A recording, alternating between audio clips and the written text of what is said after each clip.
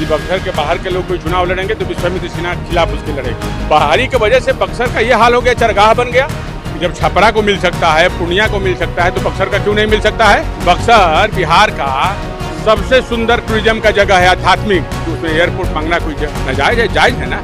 हम अपना अधिकार मांग रहे हैं ना। ऐसे यशस्वी प्रधानमंत्री को जिन्होंने मेरा पत्र को जो है तुरंत संज्ञान में लिया और पीएमओ से हमको फोन आया और कहा कि राजकुमार जी आपकी मांगों को मांग दिया गया है, मांग पूरा नहीं हुआ तो इसको अब राजधानी में लिया जाएगा, पटना दिल्ली ले जाएंगे इसको अपने बक्सर के लिए। नमस्कार, आप देखना शुरू कर चुके हैं लाइव सिटीज को। मेरा नाम अभिषेक है। इस वक्त हमारी मौजूदगी बक्सर में है और बक्सर में आज बड़ा ऐलान हो गया है और साफ साफ कहा है गया है कि बक्सर में अब एयरपोर्ट बनेगा और मांग भी उठाई है आपने और साथ ही साथ कहा है इसको लेकर आंदोलन छेड़ने की बात की है। और बिहार में विधानसभा का चुनाव भी है और आपने अभी हम सुन रहे थे, आपने ऐलान कर दिया है अगर बाहरी उम्मीदवार बक्सर की किसी सीट पर लड़ेंगे तो विश्वामित्र सेना चुनाव लड़ेगी। क्या सही है? एकदम 100% है। यदि बक्सर के बाहर के लोग कोई चुनाव लड़ेंगे तो विश्वामित्र सिन्हा के खिलाफ उसके लड़ेगी और उसके खिलाफ जो भी है चाहे ना प्रचार करना होगा करेगी, उसके खिलाफ लड़ेगी। क्यों आप लोग मतलब? अरे भाई, बाहरी की वजह से बक्सर का ये हाल हो गया, चरगाह बन गया। आप कह रहे हैं कि क्यों बक्सर हमारा ऐसा होना चाहिए? इतना बड़ा धार्मिक नगरी होने के बावजूद भी आज बक्सर का स्थिति क्या है? आप देखिए शहर में जाके, बक्सर के ग्रामीण क्षेत्रों में जाइए, कई ऐसे जगह हैं जहाँ सड़कें का निर्माण नहीं हुआ है, गाँव में आज तक सड़क नहीं है। आप जाइए हमारा गांव में जाइए, हमारे गांव में आज तक आजादी के बाद उस गांव में सड़क नहीं है। ऐसे कई गांव है। क्या बात करते हैं? बक्सर पिछड़ा हुआ है और बाहरी लोगों ने उसको चरगाह बना दिया, इसलिए खिलाफ है विश्वामित्र सेना बाहरी का। आप चुनाव लड़ेंगे?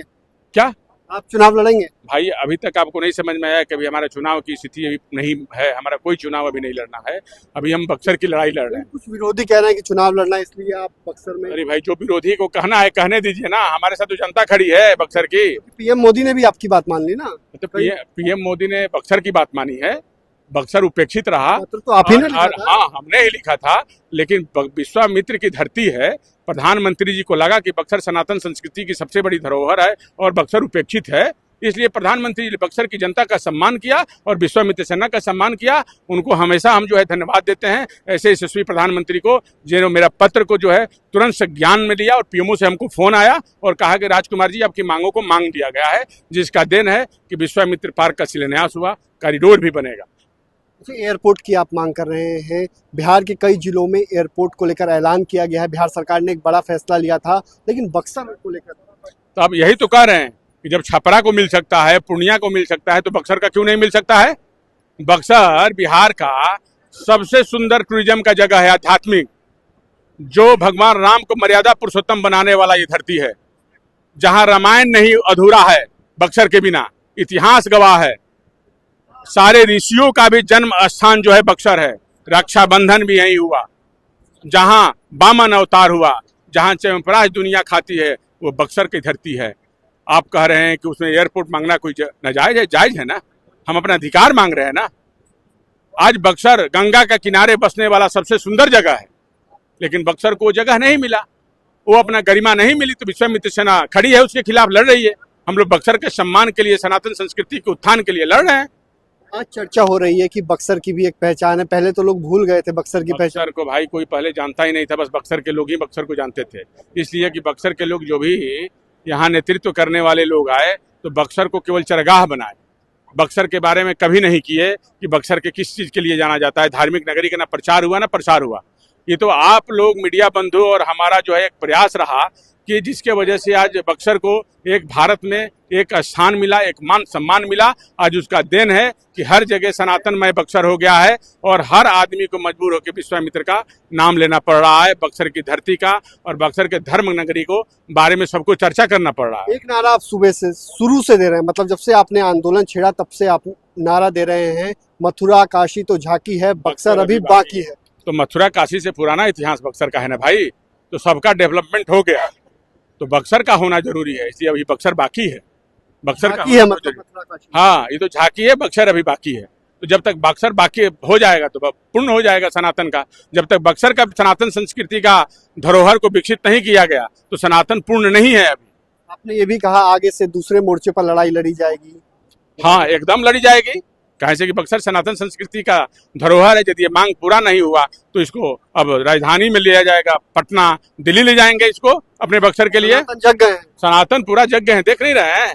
कहीं सनातन में देख रहे हैं कितनी भीड़ जो है आए हुआ है? सनातन का ही ताकत की देन है। आप देखिए ये सब गाड़ी से दिखाइए सबको। अपने मीठों की दुकानों पर भी पाबंदी लगाने की बात एकदम लगाई, बिकना ही नहीं चाहिए। ये कैसे हिम्मत हो जाता है? बक्सर धार्मिक नगरी है, किसके सह पे यहाँ मीट की दुकानें खुल जाती है? किसके सह पे? कौन लोग हैं इसको साजिश करने वाले जो हमारे मंदिरों के मार्ग में मीट बेचते हैं? कौन लोग हैं वो?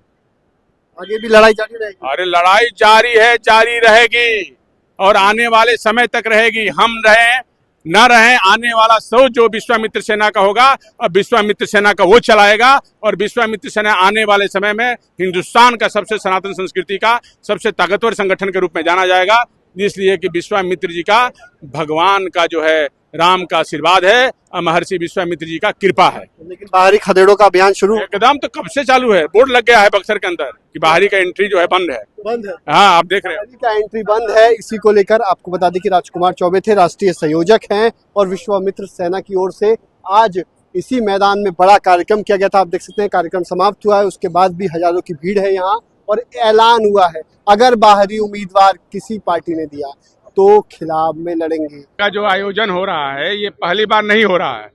आपको मालूम है कि विश्वामित्र सेना लगातार सालों से सनातन संस्कृति और बक्सर उत्थान की लड़ाई लड़ रही है। तो ये इसलिए यहाँ पे भव्य आयोजन किया गया था कि सरकार के तरफ से कि ये अंतिम जो है ये सरकार का अपना कार्यकाल है, चुनावी कार्यकाल का अंतिम समय है।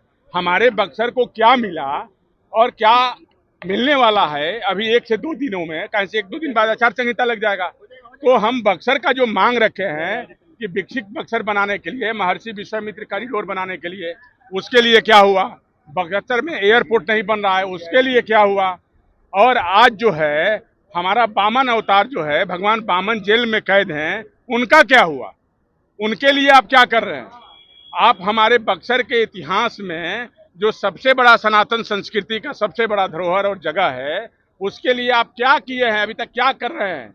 और हमारी जो मांगे हैं उसको आप पूरा कीजिए कि विकसित बक्सर बनाने के लिए महर्षि विश्वामित्र कॉरिडोर का निर्माण हो, उसके लिए फंड का आवंटन करिए और वामन अवतार को जेल से बाहर निकालिए, या तो फिर जेल को ही शिफ्ट कर दीजिए, उसी में कॉरिडोर बना दीजिए। और हमारा जो है ये है कि बक्सर को बढ़िया हॉस्पिटल मिले, बढ़िया शिक्षा के लिए यूनिवर्सिटी को लाया जाए, जो सदियों से बक्सर उस चीज़ को खोज रहा है। तो ये हमारी मांग है कि इसके लिए सरकार से कह रहे हैं कि भाई ये लड़ाई है बक्सर में विश्वामित्र सेना का, ये आप हमको अब दे दीजिए। ये इसी सरकार में जब अगला सरकार आएगा तो काम लगा दीजिएगा, लेकिन ये आवंटन कर दीजिए।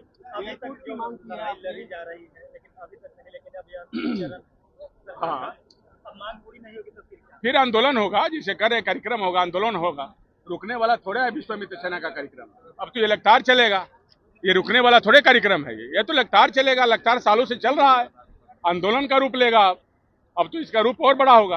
कहा जा रहा है कि राजकुमार चौबे को चुनाव लड़ना है, इसीलिए इस तरह के बक्सर के मुद्दे को उठा रहे हैं और सरकार को। अच्छा एक बात बताइए, यदि हमको चुनाव लड़ना होगा तो हमको कहने में कोई संकोच है कि हम चुनाव नहीं लड़ेंगे? चुनाव लड़ने का कोई शर्म की बात है?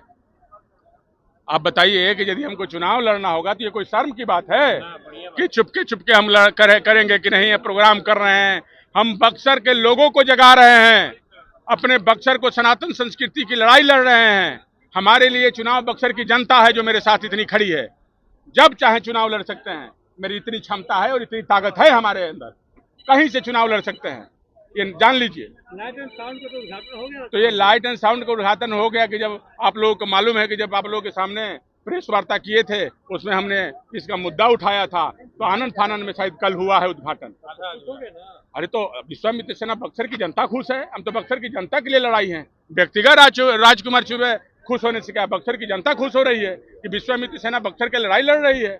आगे क्या रणनीति होगी? आगे रणनीति यही है कि बक्सर के लिए लड़ाई के लिए जो विश्वामित्र सेना लड़ रही है उसको अब एक नया रूप देंगे हम, और इसको जो है अब अलग रूप में विश्वामित्र सेना आपको कुछ दिनों में दिखेगी। विश्वामित्र सेना को लगता है कि बक्सर का हमेशा छलावा हुआ है। हाँ एकदम छला हुआ।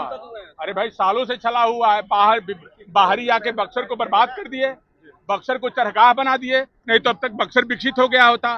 शिक्षित बक्सर हो गया होता, स्वस्थ बक्सर हो गया होता, आज हमारा बक्सर काशी की तरह होता, अयोध्या की तरह होता, वृंदावन की तरह होता। यहाँ लाखों श्रद्धालु आते। आप हम किस चीज को दिखाएंगे कि महर्षि विश्वामित्र की तपोभूमि कहाँ है, भगवान राम की कर्म स्थली और शिक्षा स्थली कहाँ है, जहाँ वो शिक्षा प्रदान करते थे। माता अहिल्या का मंदिर कहाँ है? अरौली में गांव के लोगों ने चंदा लेके उस मंदिर का निर्माण कराया। कोई जो है यहाँ नेतृत्व करने वाले लोग, जो एमएलए, जो सांसद और विधायक एक चंदा तक नहीं दिए, उसको भव्य मंदिर नहीं बनाते हैं और उसी के बल पे वोट जीतते हैं। सनातन संस्कृति के बक्सर का, आज बक्सर को तो विश्वामित्र सेना ने विश्व पटल पे जना दिया ना भाई। आज भारत में सब जान गया ना बक्सर को, एक एक जगह बक्सर के लोग जान गया कि बक्सर क्या है। आज भारत में लोग जान रहे हैं बक्सर को। नहीं तो बक्सर को सच मानिए, जब हम पटना में बात करते थे तो लगते थे बक्सर की ये हाल, इतना बड़ी धार्मिक नगरी है।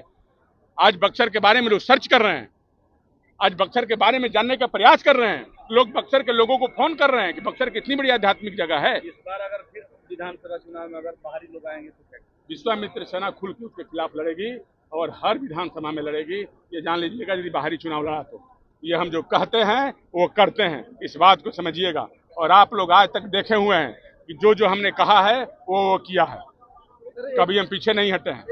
बड़ी बात कही है कि बाहरी उम्मीदवार अगर दिया जाएगा तो खिलाफ में चुनाव लड़ा जाएगा। विश्वामित्र सेना की ओर से बड़ा ऐलान किया गया है। तो बने रहिए लाइव सिटीज के साथ, हमारे यूट्यूब चैनल को सब्सक्राइब करिए, तो जो लाइक है, धन्यवाद। यदि बक्सर के बाहर के लोग कोई चुनाव लड़ेंगे तो विश्वामित्र सेना के खिलाफ उसकी लड़ेगी। बाहरी की वजह से बक्सर का ये हाल हो गया, चरगाह बन गया। जब छपरा को मिल सकता है, पूर्णिया को मिल सकता है, तो बक्सर का क्यों नहीं मिल सकता है? बक्सर बिहार का सबसे सुंदर टूरिज्म का जगह है, आध्यात्मिक। उसमें एयरपोर्ट मांगना कोई नाजायज है? जायज है ना, हम अपना अधिकार मांग रहे हैं ना। ऐसे यशस्वी प्रधानमंत्री को, जिन्होंने मेरा पत्र को जो है तुरंत संज्ञान में लिया और पीएमओ से हमको फोन आया और कहा कि राजकुमार जी आपकी मांगों को मांग दिया गया है, मांग पूरा नहीं हुआ तो इसको अब राजधानी में लिया जाएगा, पटना, दिल्ली ले जाएंगे इसको अपने बक्सर के लिए।